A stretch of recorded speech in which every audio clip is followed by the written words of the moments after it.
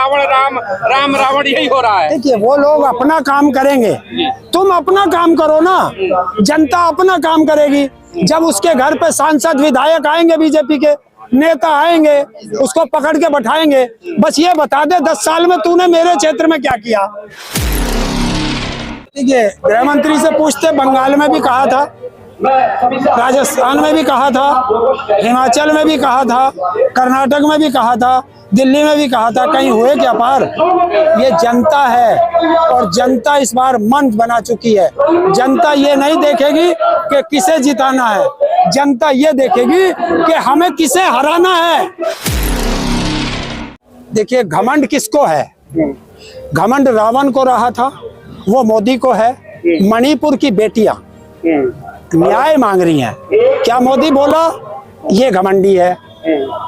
अडानी देश को लूट रहा है, मोदी लुटवा रहा है, अडानी पर मोदी कोई जवाब नहीं दे रहा, ये घमंडियां हैं। नौजवान युवा रोजगार मांग रहे हैं, मोदी चुप है, ये घमंडियां हैं। 15 लाख के मुद्दे पर पूछते हैं, नहीं जवाब देता, घमंडिया है। 2 करोड़ रोजगार हर साल दूंगा, घमंडिया है। किसान की आय दुगनी कर दूंगा, घमंडिया है।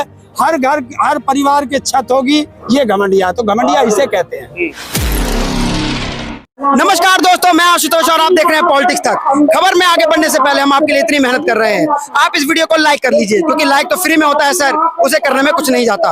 और इस चैनल को सब्सक्राइब करके रख लीजिए राजनीतिक खबरों के लिए। तो जिस तरीके से राहुल गांधी को दिखाया जा रहा है कि रावण के रूप में भारतीय जनता पार्टी के अपने हैंडल से चुनावों से पहले फिर से व्यक्तिगत हमले शुरू हो गए, क्या कहेंगे इस पर? जब तुम्हारे पास अपने काम के प्रति कुछ बताने के लिए ना हो, तो जनता का मुद्दों से ध्यान भटकाने के लिए सरकारें ऐसा करती।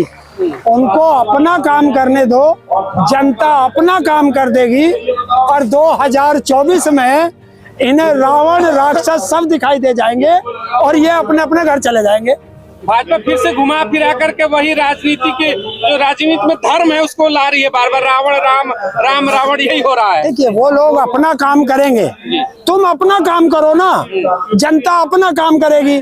जब उसके घर पे सांसद विधायक आएंगे, बीजेपी के नेता आएंगे, उसको पकड़ के बैठाएंगे, बस ये बता दे 10 साल में तूने मेरे क्षेत्र में क्या किया, मेरे कितने बच्चों को रोजगार दिया, कौन सा हॉस्पिटल बनाया, कौन सा स्कूल बनाया, कौन सी इंडस्ट्री लगाई। ये सब अब जनता जागरूक है, अब पूछेगी। बहुत हुई महंगाई की बार, ये 2014 का नारा था इनका, तो अब वो पूछेगी जनता। बहुत हुआ नारी पर अत्याचार, ये सारे दोहे इनके ऊपर अब लागू करेगी जनता। जिस 2 अक्टूबर को बिहार में जातिगत जनगणना की रिपोर्ट आई, उसके बाद केंद्र सरकार से मांगे उठ रही कि पूरे देश में जातिगत जनगणना हो, लेकिन मोदी की इस पर चुप्पी है। देखिए जो मोदी जब आया था तो ये ओबीसी का बन के आया था, ओबीसी का लाल बन के आया था। और ओबीसी में अभी बिहार में जनगणना में 63% ओबीसी आया। और जब पता चला कि दिल्ली के अंदर जो इसके सचिव हैं वो 90 में 3 ओबीसी हैं, तो ओबीसी का सबसे बड़ा दुश्मन अगर कोई है तो वो नरेंद्र मोदी है। और देश में जातिगत जनगणना होनी चाहिए, और मैं वादा करता हूं देश की जनता से, सरकार आप बदलो, देश में जातिगत जनगणना मैं करा के दूंगा, और अगर जो सरकार नहीं करेगी उसके खिलाफ बैठ जाऊंगा। अरे पिछड़े का बेटा हूँ, मंचों से कहते पिछड़े का मैं बेटा हूँ, मैं पिछड़ों का ख्याल रखूंगा। देखिए पिछड़ों का एक बेटा वहां भी बनाया था यूपी में, उसे मुख्यमंत्री के पद के लिए भेजा गया था, पिछड़ों ने बनाया था, और वो जाकर के स्टूल पे बैठ गया, स्टूल मंत्री बन गया। तो जनता ने अगले चुनाव में उन्हें जमीन पे पटक दिया। लेकिन ये राजनेता है, पिछले दरवाजे से आके फिर स्टूल पे बैठ गया। तो अब जनता इनसे पूछेगी, नरेंद्र मोदी से पूछेगी कि बता तूने पिछड़ों का अधिकार क्यों मारा, बता तूने ओबीसी का अधिकार क्यों मारा, एससी का अधिकार क्यों मारा, एसटी का अधिकार क्यों मारा।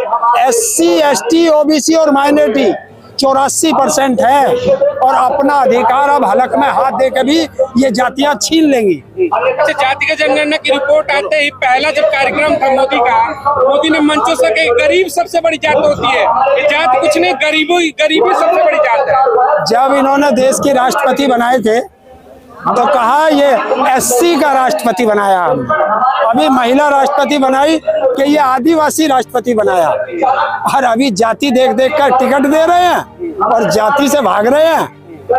तो ऐसा अब जनता नहीं करने देगी। जो भाजपा समर्थक है वो बार बार कह रहे हैं कि जो राम को लाए थे हम उनको लाएंगे, और गृह मंत्री भी कह रहे 350 पार अब की बार, क्या कहोगे ताऊ? देखिए, गृह मंत्री से पूछते, बंगाल में भी कहा था, राजस्थान में भी कहा था, हिमाचल में भी कहा था, कर्नाटक में भी कहा था, दिल्ली में भी कहा था, कहीं हुए क्या पार? ये जनता है और जनता इस बार मंद बना चुकी है। जनता ये नहीं देखेगी कि किसे जिताना है, जनता ये देखेगी कि हमें किसे हराना है, ये देख रही है इस बार जनता। और इस बार चुनाव जो होगा जनता वर्सेस मोदी होगा।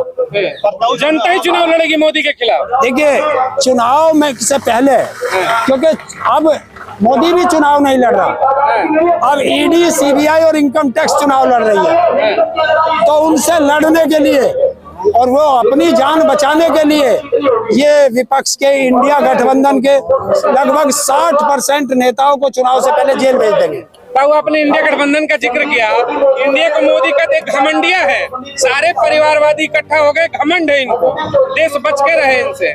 देखिए, घमंड किसको है? घमंड रावण को रहा था, वो मोदी को है। मणिपुर की बेटियां न्याय मांग रही हैं, क्या मोदी बोला? ये घमंडी है।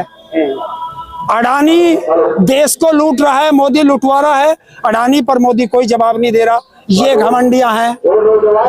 नौजवान युवा रोजगार मांग रहे हैं, मोदी चुप है, ये घमंडियां हैं। 15 लाख के मुद्दे पर पूछते हैं, नहीं जवाब देता, घमंडिया है। 2 करोड़ रोजगार हर साल दूंगा, घमंडिया है। किसान की आय दुगनी कर दूंगा, घमंडिया है। हर घर हर परिवार के छत होगी, ये घमंडिया। तो घमंडिया इसे कहते हैं। अच्छा, मोदी पे अगर हम बात करें ताऊ, तो एक सवाल ये उठता है कि मोदी अच्छे दिन के वादे कर आए थे, फिर हो रहा है कि 24 में लाइए, वर्तमान की सरकार को कहते हैं कि रामराज चल रहा है, स्वर्णिम काल चल रहा है, क्या ऐसा है या धरातल पर कुछ और ही दिख रहा है? जहाँ 4-4 साल की बच्चियों के साथ रेप होता हो, जहाँ हमारी बेटियों को नंगा घुमाया जाता हो, है क्या आप हाथरस कांड भूल गए? अंकिता भंडारी उत्तराखंड का कांड भूल गए? क्या उन्नाव कांड भूल गए? क्या लखीमपुर खीरी कांड भूल गए? क्या मणिपुर कांड भूल गए? कोई सा कांड आप भूले? इसे में राम राज में बताइए किसकी इस्मत लूटी थी? ये राम राज नहीं, कंस राज है। कंस राज है। ताऊ, मार्च में चुनाव है, मार्च से पहले ठीक जनवरी में 14 जनवरी के बाद राम मंदिर के दर्शन के लिए दरवाजे खोले जा रहे हैं। आपको क्या लग रहा है, चुनाव से पहले कहीं ना कहीं पॉलिटिकल गेम हो रहा है? देखिए, मंदिर के दरवाजे खुलते हैं, मंदिर बनते हैं, मस्जिद बनती है, गुरुद्वारे बनते हैं, चर्च बनते हैं, उनसे लोगों को रोजगार नहीं मिलता, उनसे लोगों को रोटी नहीं मिलती। ये धर्म के काम है, वो चलते रहेंगे। सरकार से सवाल होगा कि सरकार ने क्या किया। सरकार को भागने नहीं देंगे। गरीबी, बेरोजगारी, महंगाई, किसानों के मुद्दे, महिलाओं के मुद्दे, इन सब पे भागने नहीं देंगे। ये भागेगा, इसको पकड़ पकड़ के पूछेगी जनता। आप कह रहे पकड़ के पूछोगे। रमेश बिदूड़ी, उन्होंने संसद में एक बयान दिया था, तो बसपा के जो सांसद है उन्होंने कहा वो मूल्य कटमूल्य, इस तरीके से शब्दों का इस्तेमाल संसद के अंदर, नई संसद के अंदर, इसे कैसे देखते हैं आप? भाई, आप उसे लोकतंत्र का मंदिर बताते हैं और लोकतंत्र के मंदिर में ये भाषा नहीं बोलती, तो मैं उसे लोकतंत्र का मंदिर नहीं मानता जिसमें ऐसी भाषा बोलती हो। चुनाव के बाद जो जनता है ये महंगाई, बेरोजगारी, हर चीज भूल जाती है, धर्म पहले आ जाता है हर चुनाव में, ऐसा क्यों? अब के देखना, इस बार ना जाति चलेगी ना धर्म चलेगा। इस बार जनता महंगाई, बेरोजगारी, शिक्षा, किसानों के मुद्दे, महिलाओं के मुद्दे, इन सब पे, और सबसे बड़ा चलेगा जातीय जनगणना चलेगी। हाल में ही मोदी जी ने जो है, अभी जंग हो रही है इजराइल में बोला है, अभी तक मणिपुर पर नहीं बोला, इस पर क्या बोलेंगे? क्या चीज? हाल में मोदी जी ने जो इजराइल पर बोला है, वहाँ पे जो जंग हो रही है, और मणिपुर में जो देश में हो रहा है उस पर नहीं बोला, इस पर क्या कहेंगे? देखिए, मोदी के नक्शे में मणिपुर भारत में नहीं है, इसलिए नहीं बोला होगा। इजराइल उसके नक्शे में होगा, ये तो जवाब वही दे सकता है। लेकिन देश की जनता पूछ लेगी कि मणिपुर हिंदुस्तान का हिस्सा है या नहीं है, वो जनता पूछ लेगी। देश के अंदर 48% महिला है। अब महिला बेलन लेके तैयार है अपना जवाब पूछने के लिए। और जैसे ही इंडिया गठबंधन का नाम इंडिया पे रखा गया, कुछ नेता नाम ये चर्चा उठाने लगे कि इंडिया नाम गुलामी का प्रतीक है, भारत रखा जाएगा। इतना डर है क्या? देखिए, मेरे संविधान में लिखा है India that is Bharat. India ही भारत है, भारत ही इंडिया है। आप उसे इंडिया कहें, भारत कहें, हिंदुस्तान कहें, make in India, made in India, खेलो इंडिया, बढ़ो India, president of India, reserve bank of India, हर चीज में इंडिया लग रहा है। तो क्या ये सब गुलामी के प्रतीक हैं? और राष्ट्रपति महोदय जिस भवन में बैठी है वो भी उन्हीं अंग्रेजों ने बनाया। वहाँ पर भी तो प्रेसिडेंट पे भारत लिखा जा रहा है। तो सबसे पहले उसे छोड़ देना चाहिए था राष्ट्रपति भवन, तब बात करते। 24 में एक आखिरी सवाल लूंगा, 24 में क्या उम्मीद है? इंडिया गठबंधन कितनी सीटों पर बेहतर परफॉर्म करेगी? देखिए, इतनी पे करेगी आपने सोचा नहीं, सरकार बदल देगी, ये पूरा कंफर्म है। झोला उठ जाएगा इस बार? झोला उठ जाएगा इस बार? झोला जाएगा कंधे पे लद के, लेकिन चेक होकर के जाएगा।